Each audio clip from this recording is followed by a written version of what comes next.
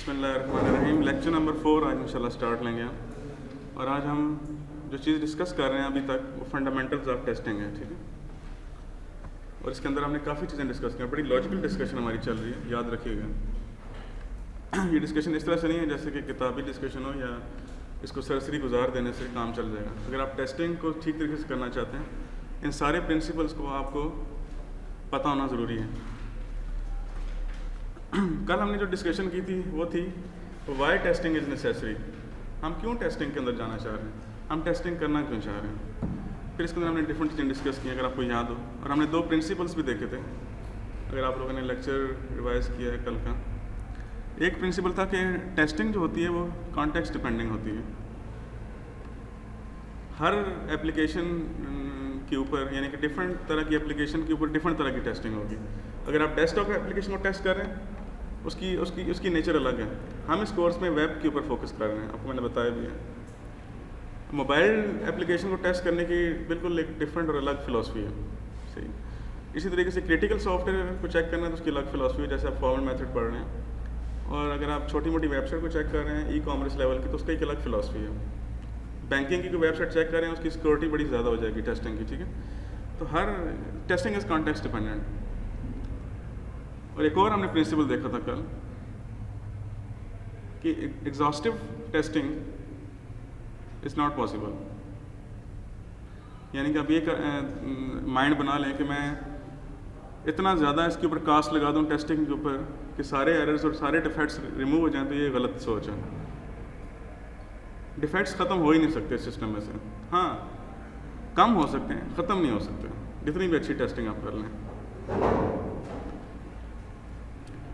तो Y testing is necessary, इसके ऊपर हमने बातचीत कर ली। आज हम थोड़ा सा आगे चलते हैं और ये देखते हैं कि टेस्टिंग खुद क्या है, ये भी तो पता होना चाहिए। अभी हमने क्वालिटी को डिफ़ाइन किया था इससे पिछले लेक्चर में। क्वालिटी खुद क्या है, हम इस लेक्चर के अंदर सॉफ्टवेयर क्वालिटी इंजीनियरिंग, हमने सॉफ्टवेयर को भी डिफ़ाइन किया, हमने क्वालिटी को भी डिफ़ाइन कर किया ना। इंजीनियरिंग तो खैर समझ लें कि एक ऐसा टास्क है या ऐसी एक्टिविटी है जो कि इस पूरे कोर्स को कवर करती है। यानी कि पूरा ये जो हम जितने भी काम कर रहे हैं ये इंजीनियरिंग लेवल के काम हैं, आम इंसान की बस की बात नहीं। यानी कि टेस्ट केस डिज़ाइन करना, टेस्ट केस चलाना, एग्जीक्यूट करना, उसको प्रॉपर तरीके से मैनेज और प्लान करना, ये सारा बड़ा एक टफ एरिया है, ठीक है। हम ज़रा मैनेजमेंट की बात कम ही करेंगे क्योंकि इस कोर्स में हम ज़्यादा बातें करेंगे एग्जीक्यूशन की, टेस्ट केस बनाने की बातें करेंगे, ठीक है। तो ज़रा ISTQB की तरफ चलते हैं। इंटरनेशनल सॉफ्टवेयर टेस्टिंग जो क्वालिफिकेशन बोर्ड है, स्टैंडर्ड है, उससे पूछते हैं टेस्टिंग क्या है।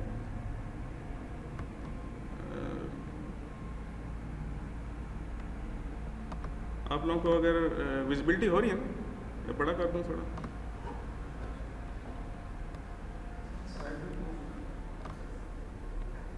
जी,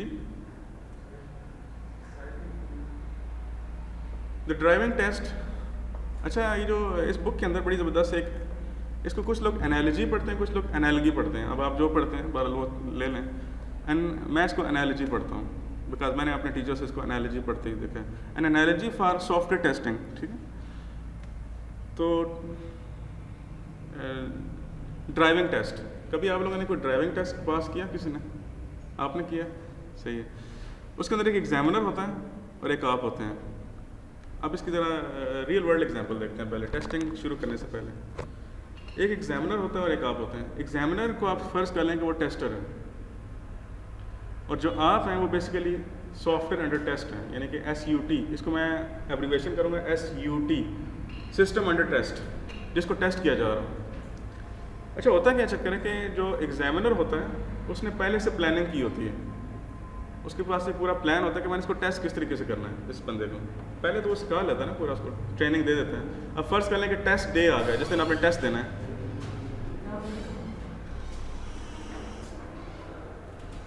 फ़र्ज़ कर लें कि टेस्ट डे आ गया ना, आपने टेस्ट देना और पास करना, तो ज़ाहिर सी बात है जो एग्जामिनर होता है पहले से प्लान करके रखता है। अब प्लानिंग क्या कर सकता है वो कहेगा यार मैं यहाँ ये रूट फॉलो करूँगा, जो इकबाल रोड है इस पर चलूँगा और इसको यू टर्न दूंगा फलानी जगह से, वहाँ पे ट्रैफिक ज़्यादा होती है, इसको वहाँ से यू टर्न दूंगा।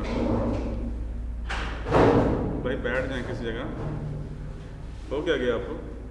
खैरियत है?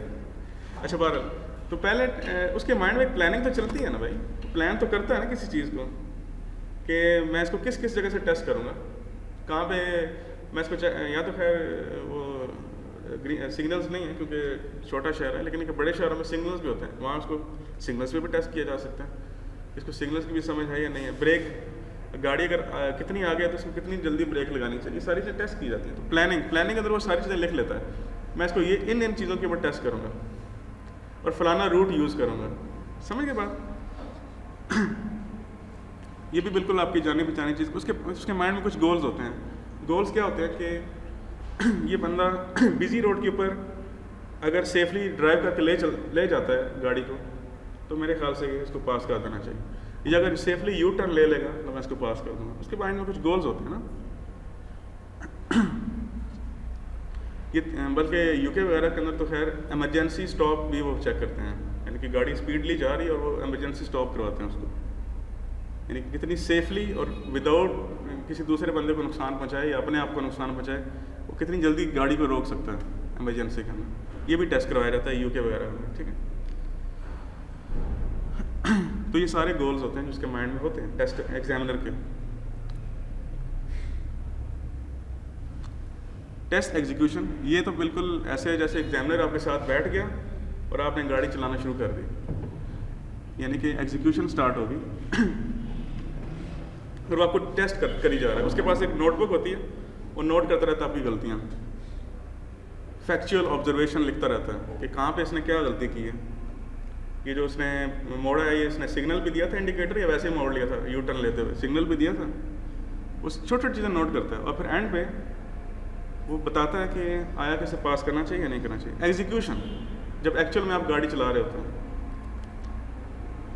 एंड पे वो एक रिपोर्ट देता है आपको जिसके अंदर सारी ऑब्जर्वेशन लिखता है, आपने किस किस जगह पे गलती की, ये गलती आपकी ज़रा ज़्यादा सीरियस थी जिसकी वजह से आपको पास नहीं किया जा सकता।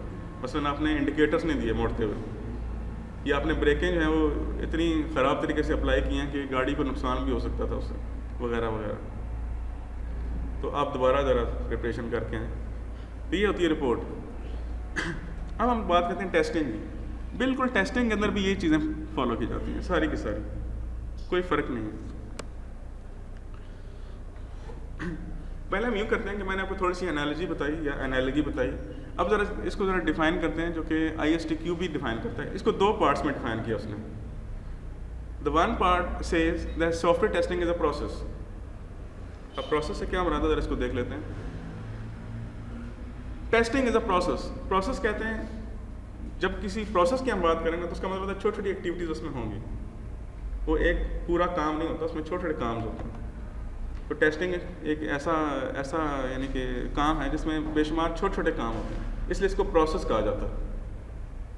एक प्रोसेस जो होता है उसकी कोई इनपुट होती है, एक प्रोसेस की कोई आउटपुट भी होती है, ठीक है। मसलन टेस्टिंग अगर हम उसको प्रोसेस लें, इसकी इनपुट क्या होती है बेसिकली, आगे जाकर पढ़ेंगे आप, टेस्ट केसेस या टेस्ट केस या इनपुट डाटा जो आप बनाते हैं, सैम्पल डाटा। आउटपुट क्या होगी, एक रिपोर्ट। अब अंदर क्या चलता है, छोटे छोटे मजीद काम होते हैं। मसलन टेस्ट केस डिज़ाइन करना एक काम है, ठीक है। टेस्ट केस को टेस्ट प्लानिंग भी एक काम होता है, टेस्ट को मॉनिटर करना, उसको कंट्रोल करना। या आपकी बात में आपको शायद ये चीज़ें समझ ना आ रही हो, लेकिन ये कि डिफरेंट काम होते हैं, आगे जाके पढ़ेंगे। ये चीज़ वो है जो हमने टेक्स्ट बुक्स पढ़ने से पहले ही देख ली थी कि टेस्टिंग एक ऐसा काम है, और आपको मैंने क्विज में यही पूछा था, टेस्टिंग ऐसा काम है जो पूरे लाइफ साइकिल पे चलता है, रिक्वायरमेंट से शुरू होकर एंड तक, मेंटेनेंस तक। बल्कि कल हमने मेंटेनेंस तक बात की है, अगर आपको कल का लेक्चर याद हो तो ऑल लाइफ साइकिल एक्टिविटीज़। और ये कोई नहीं बताता टेस्टिंग पढ़ाते वक्त, आपको बता दूँ, वो कहते हैं बस कोडिंग जब बन जाता है सॉफ्टवेयर उसकी टेस्टिंग की जाती है।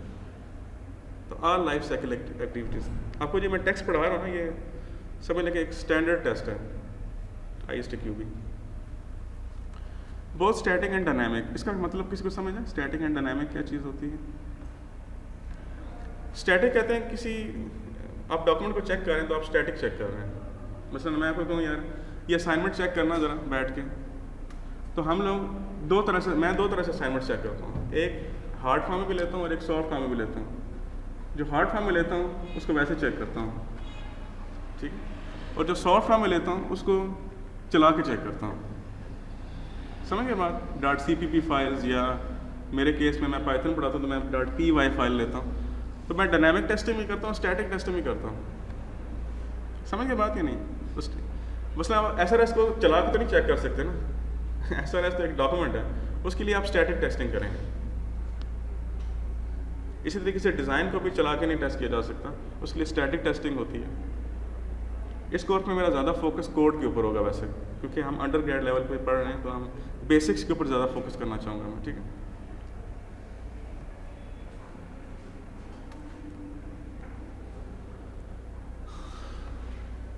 थोड़ा सा कम छोटा लिखा हुआ है लेकिन आपको नज़र आ रहा होगा। प्लानिंग जी, अब ये वो कंटिन्यूस चल रहा है कि इसमें प्लानिंग भी होती है। Activities take place before and after test execution. ठीक है। टेस्ट एग्जीक्यूशन से पहले क्या एक्टिविटीज चल रही होती हैं? प्लानिंग होती है ना। जैसे कि एग्जामिनर जो होता है वो प्लानिंग तो करता है ना किसी तरह की, और टेस्ट एग्जीक्यूशन के बाद क्या करता है? टेस्ट रिपोर्ट बनाता है। तो ये काम तो है ना। इसी तरीके से आगे चलें। Preparation, test case design. अब ये टर्मिनोलॉजी आपको शायद समझ ना आ रही हो। टेस्ट केस डिज़ाइन क्या होता है? यूँ समझ लें कि एक सैम्पल डाटा प्रिपेयर करना, इसको टेस्ट केस कहते हैं। ठीक है। किसी स्पेसिफिक सिनेरियो को या फंक्शनैलिटी को टेस्ट करने के लिए आप एक सैम्पल डाटा बनाते हैं और उसके ऊपर उसकी टेस्टिंग करते हैं। इस सैम्पल डाटा बनाने के दो तरीके हैं। एक हम ब्लैक बॉक्स टेस्टिंग पढ़ेंगे, जिसके अंदर मजीद दो कैटेगरीज हैं, एक इक्विवेलेंस क्लास टेस्टिंग है और एक बाउंड्री वैल्यू टेस्टिंग है। तो जब टेस्ट केस आप बना रहे होते हैं तो आप प्रिपरेशन कर रहे होते हैं बेसिकली। इसी तरीके से एवेल्युएशन आप करते हैं। जब आप टेस्ट केस को एग्जीक्यूट करते हैं तो आप एवेल्युएट कर रहे होते हैं उसको। ठीक है। इसमें किस जगह पे, कहाँ पे, क्या क्या गलतियाँ हैं, एवेल्युएशन। आप चेक करते हैं सॉफ्टवेयर प्रोडक्ट्स को इटसेल्फ और उससे रिलेटेड सारे वर्क प्रोडक्ट्स को चेक करते हैं। खाली कोड को नहीं टेस्ट किया जाता, ये हमारे यहाँ गलतफहमी है। अच्छा, आपसे मेरा क्वेश्चन है कि रिलेटेड वर्क प्रोडक्ट्स क्या हो सकते हैं इसमें? सॉफ्टवेयर प्रोडक्ट्स तो वो कोड है ना जिसको आप टेस्ट कर रहे हैं। एक प्रोडक्ट जिसको आपने बनाया है उसको तो टेस्ट करना ही करना है ना। लेकिन ये रिलेटेड वर्क प्रोडक्ट्स क्या हो सकते हैं? वर्क प्रोडक्ट क्या होता है ये बताइए। आपने इतने कोर्सेज पढ़े हैं, सॉफ्टवेयर इंजीनियरिंग पढ़ी हुई है, रिक्वायरमेंट इंजीनियरिंग पढ़ी हुई है। वर्क प्रोडक्ट क्या होती है? What is a work product? यहाँ पे एक वर्ड आ रहा है, वर्क प्रोडक्ट। मेरे ख्याल से मैं गलत नहीं बोल रहा, ये यहाँ पे लिखा ये चीज़। सर जो फाइनल फिनिश प्रोडक्ट फिनिश, जिस पे प्रॉपर वर्किंग के थ्रू हमें प्रोडक्ट। तो SRS को क्या कहेंगे? सर उसकी डॉक्यूमेंटेशन, उसको वर्क प्रोडक्ट कह सकते हैं SRS को। सर वो उसका एक फेज है ना प्रोडक्ट बनाने में, उसका फेज जी। SRS को हम वर्क प्रोडक्ट कह सकते हैं। ठीक है। कोई भी आप काम करें उसके नतीजे में जो चीज़ बनती है ना उसको वर्क प्रोडक्ट कहते हैं। ये आपको चीज़ पता होनी चाहिए। ठीक है। सॉफ्टवेयर डिज़ाइन भी एक वर्क प्रोडक्ट है, कोड भी एक वर्क प्रोडक्ट है खुद।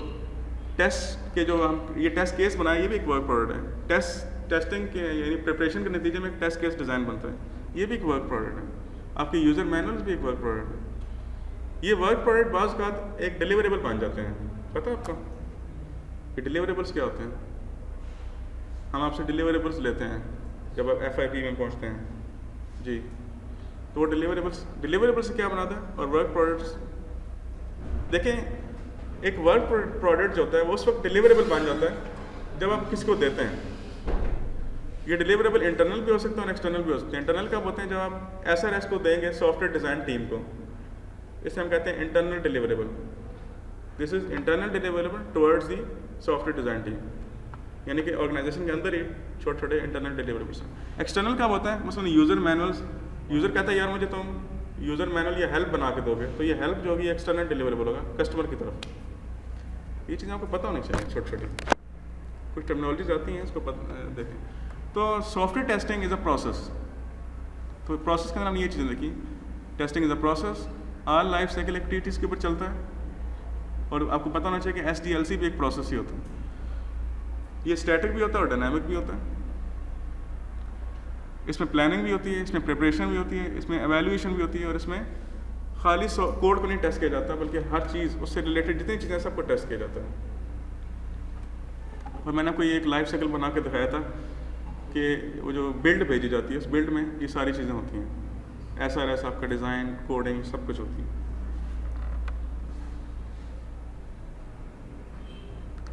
जो सेकंड पार्ट है डेफिनेशन का वो कहता है ये वो इसके ऑब्जेक्टिव्स के ऊपर ज़्यादा फोकस करते हैं, टेस्टिंग के ऑब्जेक्टिव्स के ऊपर। उसने टेस्टिंग का सबसे बड़ा ऑब्जेक्टिव क्या है? Determine that software products satisfy specified requirements. और ये तो चीज़ हमने पहले भी देखी है, अगर आपको याद हो फिलिप की डेफिनेशन तो ये कहती थी।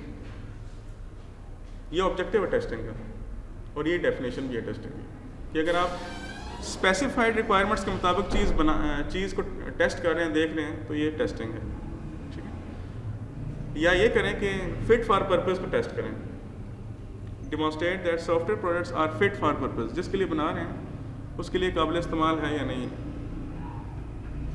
Fit for purpose. अगर उसके इस्तेमाल की नहीं है तो फिर हम टेस्टिंग ये इंश्योर नहीं कर सकती कि उसके लिए फ़ायदेमंद है या नहीं, ठीक। फिट फॉर पर्पस यानी कि उसकी एक्सपेक्टेशन और नीड्स को देखना। और ये सबसे बड़ा ऑब्जेक्टिव है इसका, डिटेक्ट डिफेक्ट्स या फॉल्ट्स।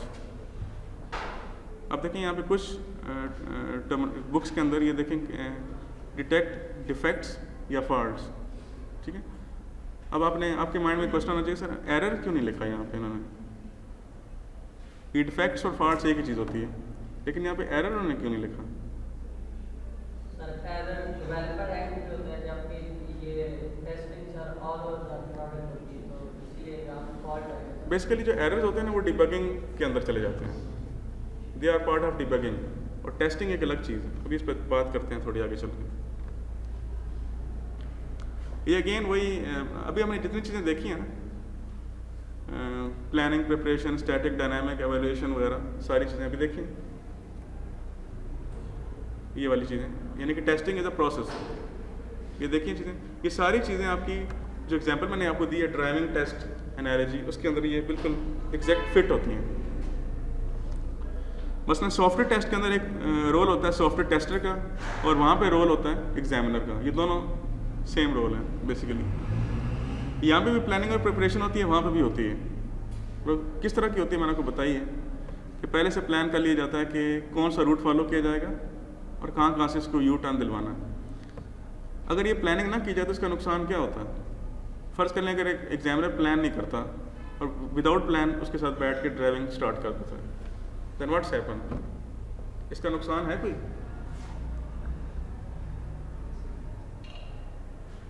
सोचें ज़रा, नुकसान तो है, टाइम ज़्यादा लगता है, टाइम ज़ाया होता है। अगर वो रन टाइम पे ये मालूम करे कि आप इधर मोड़ो, आप इधर मोड़ो, तो टाइम ज़ाया होता है। जाहिर सी बात है कि उसको पता ही नहीं है कि मैंने किधर जाना है, और वो रोड बिजी भी हो सकती है, ठीक है, जहाँ वो जाना चाह रहा है। इसके अंदर टाइम सिलेक्शन भी की जाती है कि किस टाइम पे ट्रैफिक, बाज़ का ऐसा टाइम सेलेक्ट किया जाता है जानबूझ के जिसमें ट्रैफिक ज़्यादा हो। सही। प्लानिंग एंड प्रिपरेशन होगी। स्टैटिक एंड डायनामिक, आपको पता है कि जो रिव्यूज़ होते हैं, हम आगे पढ़ेंगे स्टैटिक टेस्टिंग, इसे स्टैटिक टेस्टिंग बेसिकली कहते हैं। ये जो एरिया पूरा है ना ये वाला स्टैटिक टेस्टिंग हम आगे देखेंगे थोड़ी बहुत इसको। और डायनामिक तो हम खैर पूरे कोर्स में देखेंगे। और स्टैटिक के अंदर रिव्यूज़ आते हैं, और एग्जीक्यूटिंग द एप्लीकेशन ये बेसिकली डायनामिक केस है। अब यहाँ पे क्या होता है, ड्राइविंग अ कार, ये बेसिकली डायनामिक है, ठीक है, ये डायनामिक टेस्टिंग की बात हो रही है। जब आप कार चला रहे होते हैं तो आप उसको एग्जीक्यूट कर रहे हैं ना, जैसे आप सॉफ्टवेयर को चला रहे होते हैं, तो बेसिकली ये डायनामिक ही एग्जांपल है। और स्टैटिक के अंदर क्या करते हैं, आपसे क्वेश्चन पूछते हैं कुछ। अब जो एग्जामिनर होता है खाली उसको चला के नहीं टेस्ट करता, उससे वैसे भी पूछता है कुछ, हमें अगर फलानी जगह तुम्हें गाड़ी खड़ी करनी पड़े तो तुम क्या करोगे, उससे क्वेश्चन भी पूछता है, इंटरव्यू भी लेता है उसका, खाली कार को चला के नहीं टेस्ट किया जाता। और एवेल्यूएशन दोनों तरफ होती है। आपको पता है कि एवेल्यूएशन किस तरह की होती है, जाहिर सी बात है कि उसने देखना है कि फलानी जगह पर उसने क्या क्या मिस्टेक्स की, उसको या उसके जो क्राइटेरियाज थे उसके ऊपर पूरा उतर रहा है या नहीं उतर रहा, इसे कहते हैं वैल्यूएशंस। पर्सन यू टर्न उसने ठीक लिया, इंडिकेटर्स दिए या नहीं दिए, एवेल्यूएशंस। और टेस्टिंग के अंदर भी ये चीज़ हो रही होती है कि जो स्पेसिफाइड रिक्वायरमेंट्स थी उसके मुताबिक चीज़ चल रही है या नहीं चल रही, आउटपुट ठीक आ रही है या नहीं आ रही।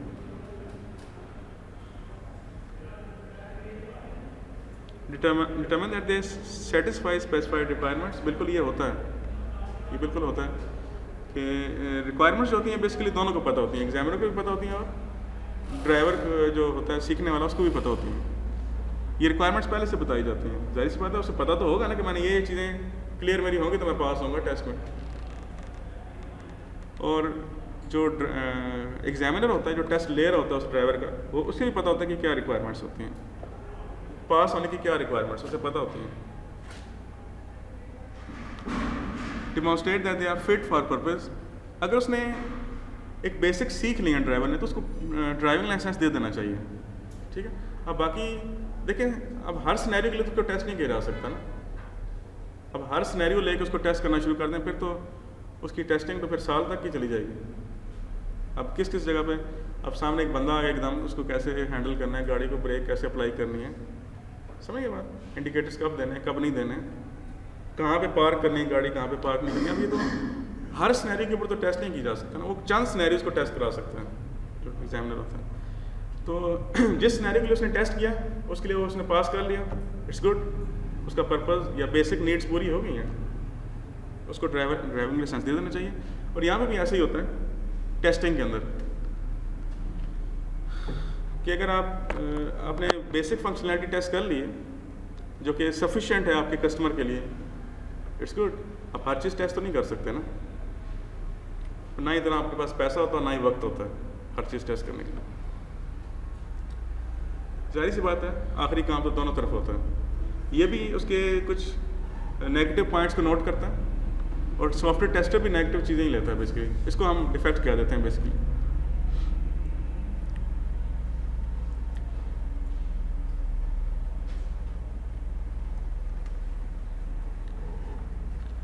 हाँ जी, टेस्ट ऑब्जेक्टिव्स को अचीव करने के लिए बहुत ज़रूरी है कि आप बहुत अर्ली टेस्टिंग करें, बहुत अर्ली टेस्टिंग स्टार्ट कर देनी चाहिए, शुरू में स्टार्ट कर देनी चाहिए। और आपको मैंने बताया कि ऑल लाइफ साइकिल एक्टिविटीज़ होती हैं, रिक्वायरमेंट्स तो खैर बहुत दूर की बात है, ये उससे भी पहले की स्टार्ट हो जाती हैं, ठीक है। जब आप प्रोजेक्ट प्लानिंग कर रहे होते हैं ये उस वक्त की बात है, क्योंकि मैंने बताया था कि जो सॉफ्टवेयर क्वालिटी इंश्योरेंस है इसके अंदर ही सॉफ्टवेयर टेस्टिंग आती है ना। तो सॉफ्टवेयर क्वालिटी इंश्योरेंस के अंदर आपको मैंने कल बताया था कि जो मैनेजरियल लेवल के ऊपर एक मैनेजर बैठा हुआ है, अगर वो स्केड्यूल या बजट ठीक नहीं बनाता उसका इफेक्ट पूरे प्रोजेक्ट के ऊपर होता है ना। एक टास्क यानी कि एक काम को करने के लिए आपको 10 दिन चाहिए थे, उसने 12 यानी कि 8 दिन लगा दिए या 7 दिन कर लिए, तो जाहिर सी बात है कि क्वालिटी तो डिग्रेड होती है। तो ये मैनेजरियल लेवल पर टेस्टिंग स्टार्ट हो जाती है ऊपर से। तो अर्ली टेस्टिंग करनी चाहिए। अर्ली टेस्टिंग का फ़ायदा ये होगा कि आपको जितने भी प्रॉब्लम्स होंगे पहले से पता लग जाते हैं, और इसका सबसे बड़ा फ़ायदा है कि रीवर्क नहीं करना पड़ता आपको, टेस्टिंग के अंदर भी कॉस्ट कम आएगी आपको। अब अर्ली टेस्टिंग कोड की तो नहीं होगी, कोड तो सिर्फ अवेलेबल नहीं होता इतना जल्दी। तो अर्ली टेस्टिंग से यहाँ मुराद है कि आप रिक्वायरमेंट्स, डिज़ाइन, ये जो फेजेस हैं इनको इतने अच्छे तरीके से करें और इतने केयरफुली तरीके से करें कि ये फॉल्ट्स आए ना।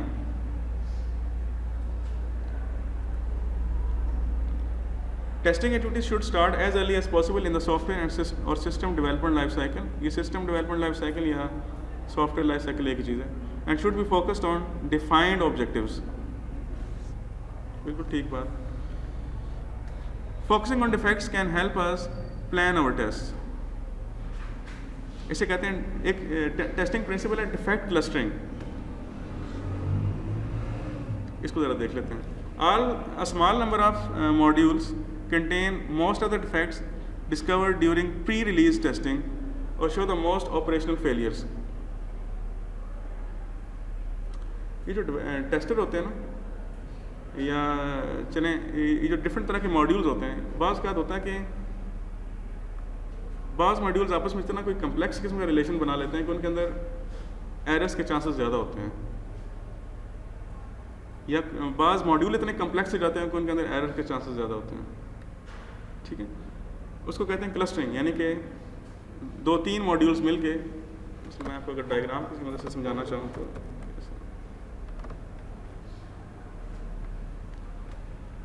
यानी कि मैं आपको जो चीज़ बताना चाह रहा हूँ,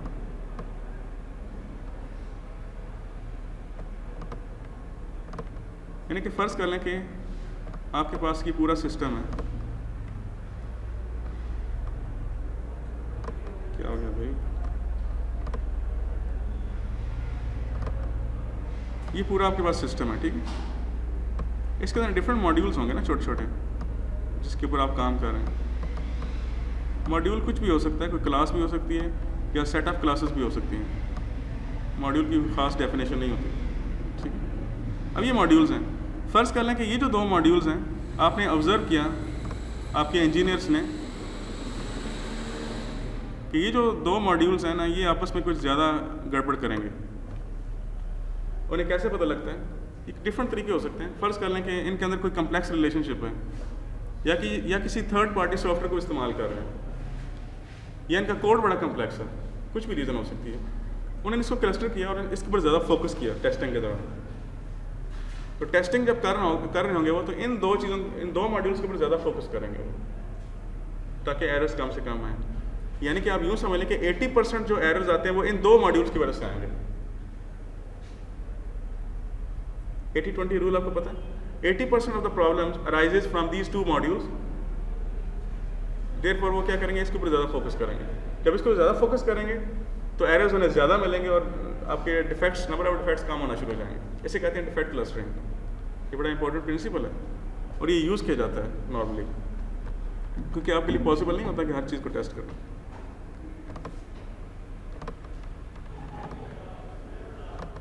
जी ठीक है जी, ये समझ आ गया डिफेक्ट क्लस्टरिंग। ये बात करता मैं पूछ भी लेता हूँ मिड टर्म में या क्विज़ेस के अंदर कि what is mean by defect clustering. तो आपको ये लॉजिक सारी पता होनी चाहिए, 80-20 रूल वगैरह जो बातें की हैं मैंने। मेरे ख्याल से बस 2 स्लाइडें रह गई, इसके बाद ख़त्म करते हैं। आज का लेक्चर कोई ज़्यादा लंबा चौड़ा नहीं है।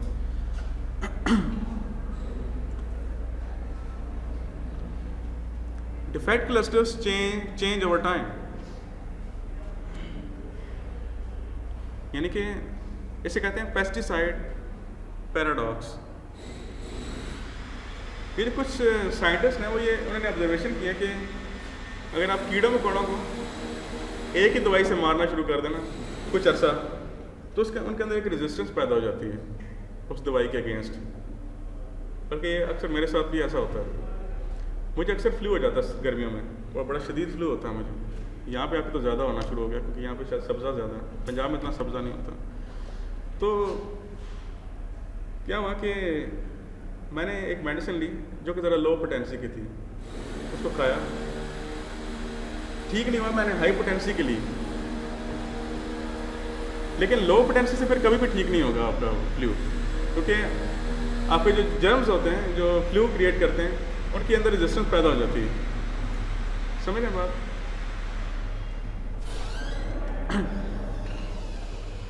इसे कहते हैं पेस्टिसाइड पैराडॉक्स। अब इसका यहाँ टेस्टिंग के अंदर क्या काम है? आप एक ही तरह के टेस्ट चला रहे हैं एक सिस्टम को चेक करने के लिए, बार बार चला रहे हैं, बार बार चला रहे हैं, बार बार चला रहे हैं। तो वो टेस्ट जो हैं वो फर्दर कोई एरर आपको निकाल के नहीं देंगे। वो एक ख़ास हद तक तो एरर निकाल लेंगे, लेकिन फर्दर एरर निकाल के नहीं देंगे आपको। तो उन टेस्ट को बार बार चलाना फजूल है। इसका फिर हाल क्या है कि आप टेस्ट को इम्प्रूव करें, ठीक है। आपने टेस्ट को बार बार इम्प्रूव करते रहें, साथ साथ इम्प्रूव करते रहें, ताकि वो ज़्यादा से ज़्यादा एरर्स को या डिफेक्ट्स को निकाल सकें। भाई टेस्ट केस बनाने वाला क्या है? इंसान ही तो है ना, तो क्या फरिश्ता तो नहीं है? क्या वो टेस्ट पॉसिबल है कि वो टेस्ट इतना अच्छा ना बना सके? ठीक है। तो कोशिश ये की जाती है कि टेस्ट को इम्प्रूव किया जाए over the time, over the time. अब मैं यहाँ पे आपको रिलेशन बताता हूँ, क्वालिटी इंजीनियरिंग यहाँ पे आ जाती है थोड़ी सी। बस आपने टेस्टिंग का एक प्रोसेस बनाया हुआ है, लेकिन उस टेस्टिंग के प्रोसेस में एक फॉल्ट है कोई, और टेस्टिंग का प्रोसेस बनाया किसने था?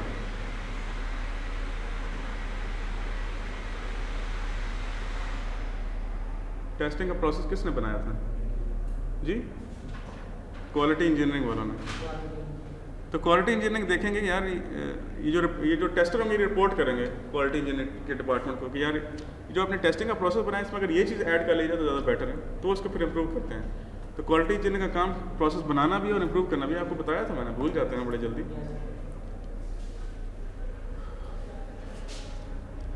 लेकिन टेस्टिंग के प्रोसेस यानी कि टेस्ट केसेस को इम्प्रूव करना ये टेस्टर का ही काम होता है, ठीक है।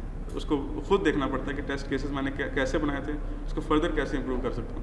हम लोग भी जब टेस्ट केसेस बनाएंगे तो आप देखेंगे कि उसको इम्प्रूव भी किया जा सकता है, बेटर से अच्छे तरीके से टेस्ट केसेस बनाए जा सकते हैं इंशाल्लाह। इस लैब में तो हम जो आपकी आ रही है फ्राइडे वाली लैब, इसमें हम कुछ मज़ीद का काम करेंगे, बेसिक सेलेनियम आईडी के ऊपर ही रहेंगे हम। अगला जो वीक आएगा ना उसके अंदर हम इंशाल्लाह जे यूनिट पे काम स्टार्ट कर देंगे। जे यूनिट यानी जावा का एक बड़ा ज़बरदस्त टूल है टेस्टिंग का, फ्रेमवर्क है पूरा, जिसके ऊपर आपको काम आना चाहिए। उसके बाद फिर हम आहिस्ता आहिस्ता वेब ड्राइवर्स की तरफ जाएंगे, ठीक है। वेब ड्राइवर्स का मतलब है कि जो जावा को आपके सेलेनियम के साथ अटैच करेंगे, और वो वहाँ से असल जो है कहानी स्टार्ट होगी टेस्टिंग की। आपको मैंने शुरू में बताया था कि डिबगिंग और टेस्टिंग में फ़र्क है, और वहाँ पे डिफेक्ट्स का नाम क्यों था या फॉल्ट्स का नाम क्यों था। डिफेक्ट्स और फॉल्ट्स एक ही चीज़ होते हैं, ठीक है। एरर्स का नाम क्यों नहीं था, क्योंकि एरर्स डिबगिंग के नतीजे में ख़त्म हो जाते हैं, प्रोग्रामर खुद ही उसको रिमूव करते रहते हैं आहिस्ता आहिस्ता। जो एरर्स बच जाते हैं वो बाद में जाके डिफेक्ट बनते हैं। डिबगिंग के अंदर तो वो कोशिश करते हैं बेचारे प्रोग्रामर, यार कोई गलती ना ही है तो अच्छा है। डिबगिंग वगैरह आपने डिबगिंग यूज़ किया कभी किसी ने? भाई आप सारे गुमसुम क्यों हैं इतने? खैरियत तो है आज? ये कोर्स समझ आ रहा है या नहीं आ रहा? ये मैं किसी और तरीके से पढ़ाऊँ? क्यों जी? अच्छा आप लोग इनपुट दे दें, वहाँ तो कोई खामोशी है, दोनों तरफ से खामोशी है। बोलो, मैं मुश्किल तो नहीं पढ़ा रहा, ये कोई मुरीख की आसमानी इल्म तो नहीं पढ़ा रहा आपको? आसमानी इल्म भी खैर समझ आ जाता है। भाई देखें, थोड़ा सा इंटरेस्ट डेवलप करें कोर्स के अंदर। अभी कोर्स स्टार्ट हुआ है, ठीक है। अभी आहिस्ता आहिस्ता ये अपनी रिदम में आएगा जब हम टेस्टिंग को एक्चुअल में स्टार्ट करेंगे, ठीक है। अभी तो हम टेस्ट फंडामेंटल्स के ऊपर हैं, तो ज़रा ये रिलैक्स आपको यानी कि इंटरेस्टिंग नॉलेज दे रहा हूँ जो आपको शायद पहले नहीं होगा आपके पास। इसको ज़रा दिलचस्प लेके पढ़ें। हर दफ़ा जब लेक्चर में आए तो ये सोचें कि आपको कोई अच्छी चीज़ सीखने को मिलेगी, इसको ज़रा इंटरेस्ट लें उसके अंदर।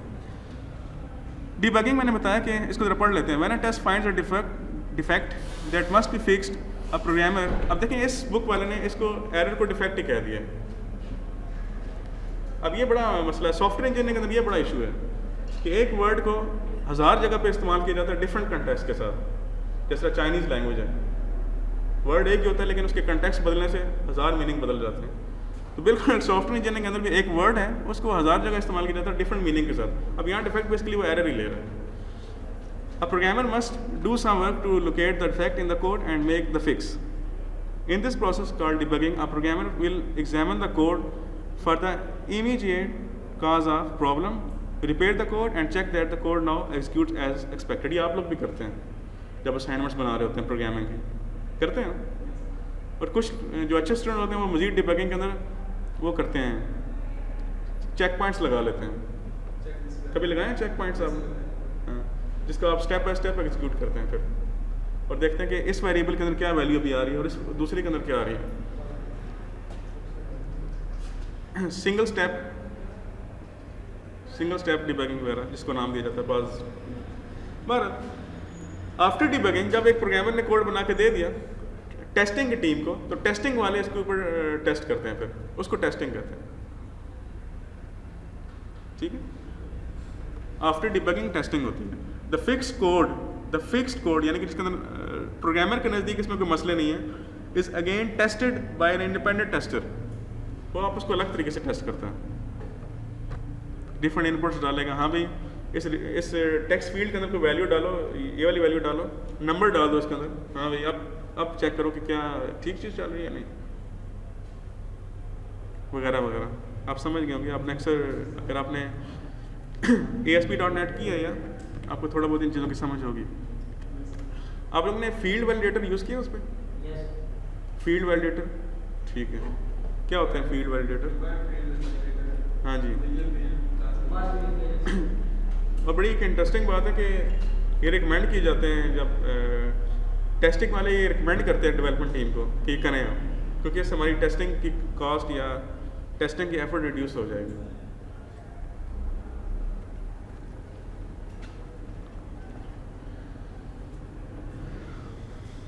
ये वही बात है जो मैं आप कर सकूँ, ये टेस्टिंग प्रिंसिपल है आपका। Testing can show that defects are present but cannot prove that there are no defects. आप जितना भी जोर लगा लें, आप ये नहीं कह सकते 100% के ये जो सॉफ्टवेयर मैंने रिलीज़ कर दिया है इसके अंदर कोई गलती नहीं है। ये कहना बिल्कुल फजूल होगा और इस पर कोई भी यकीन नहीं करेगा। हाँ, आप ये कह सकते हैं कि मैंने एफर्ट किया और हाँ इसमें उम्मीद की जा सकती है कि डिफेक्ट्स कम होंगे। Testing reduces the probability of undiscovered defects remaining in the software, but even if no defects are found it is not a proof of correctness. वही बात है ना जो हमने डिस्कस की है। आखिरी स्लाइड डिस्कस करते हैं। If we don't find defects, does that mean the user will accept the software? If we don't find defects, does that mean that user will accept the software? क्या मतलब हुआ इसका, जरा कुछ सोच सकते हैं आप?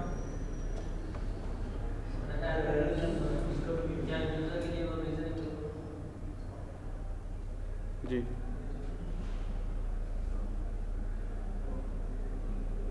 नीचे लिखा हुआ, इसको पढ़ के बताएं।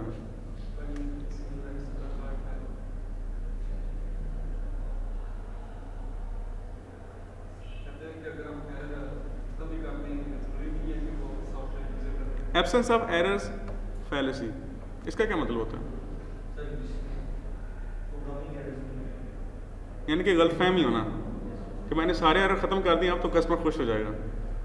और भाई कस्टमर के लिए अगर वो चीज़ यूजेबल नहीं है तो वो खुश कैसे होगा? ये आपने कैसे सोच लिया कि सारे डिफेक्ट्स ख़त्म करने से कस्टमर खुश हो जाएगा? कस्टमर को एरर से क्या लगे? उसके तो फरिश्तों को ही नहीं पता होगा एरर्स होता क्या है।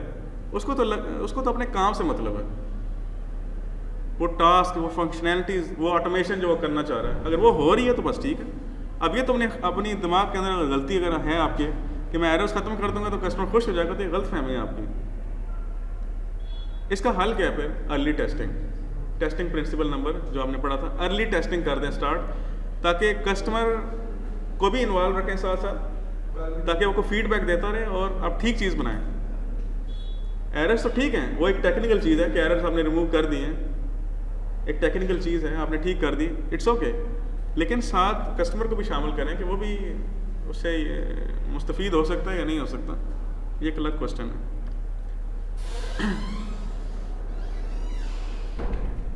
तो ये हमने कुछ चीज़ें जो देखी अभी, उसका ज़रा कुछ खुलासा आपके सामने रख दिया। Testing shows the presence of defects but it cannot ensure that there are no defects. ये पहला प्रिंसिपल है।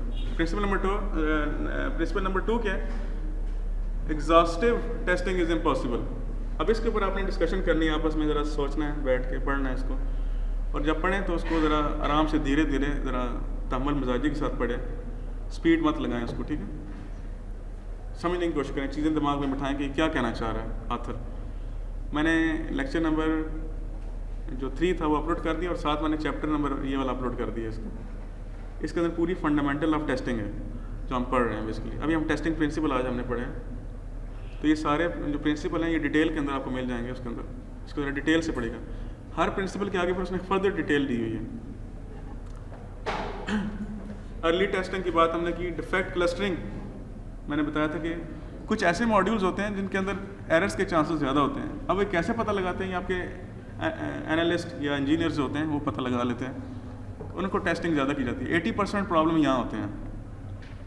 पेस्टिसाइड पैराडॉक्स, आपने टेस्ट केस बना लिए, उसको इम्प्रूव भी करते रहें साथ साथ, क्योंकि वो फर्दर एरर तलाश करने के काबिल नहीं रहते एक टेस्ट केस। वो एक स्पेसिफिक हद तक तो एरर निकाल लेंगे, लेकिन फर्दर एरर नहीं निकाल सकते वो।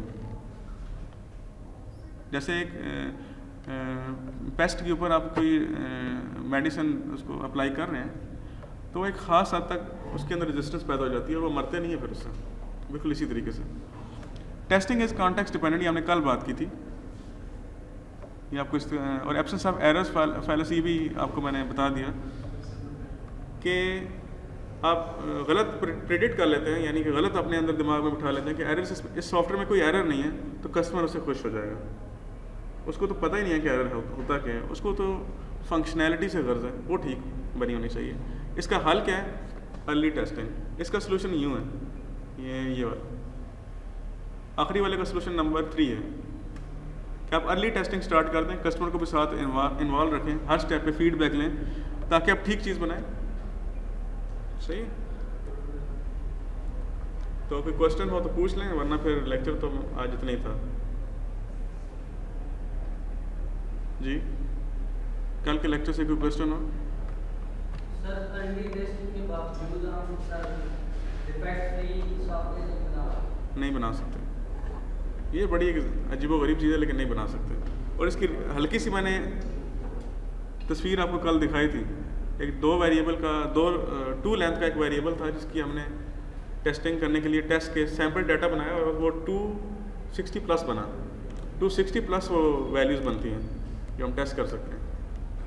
तो फर्स्ट करें अगर वेरिएबल हो जिसकी लेंथ 5 हो तो फिर इसके लिए हमें मतलब कि बजट और शेड्यूल और टाइम को देख के जाहिर सी बात है आपका प्रोजेक्ट मैनेजर की चीज़ें देखता है। तो ग्रुप के अंदर सिर्फ अफसोस की बात यह है कि ग्रुप के अंदर सिर्फ और सिर्फ अभी तक 18 मेंबर्स हैं और इस ग्रुप को बनाए मुझे काफ़ी दिन हो गए हैं, लेकिन अभी तक लोग इंटरेस्ट नहीं ले रहे, पता नहीं क्या वजह है। एक बात याद रखिए कि इसकी बड़ी जॉब्स हैं पाकिस्तान में क्वालिटी एश्योरेंस की, और अगर आप सलीने मेरे से सीख लेंगे और ये कोर्स को ठीक तरीके से पढ़ लेंगे तो मैं आपको गारंटी दे सकता हूँ कि आप लाजमी जॉब ले सकते हैं क्वालिटी एश्योरेंस पर, अच्छी कंपनीज में ले सकते हैं। और यही बात मैंने लास्ट टाइम आपके सीनियर्स को कही थी, लेकिन वो पता नहीं क्यों थक गए इतने, ज़्यादा पढ़ लिया, मेरे ख्याल से मेहनत ज़्यादा की। बहरहाल लेकिन ये चैप्टर आपने पढ़ के आना नेक्स्ट वीक से पहले जितना पढ़ाया मैंने। फाउंडेशन ऑफ सॉफ्टवेयर टेस्टिंग मैंने अपलोड कर दिया, इसके साथ ही इस लेक्चर के साथ ही रख दिए, इसको आप देख लीजिएगा। चौथा लेक्चर आज अपलोड कर दूँगा और इसकी जो वीडियोज़ हैं ये मैं यूट्यूब पे डाल दूँगा, आप देख लीजिएगा।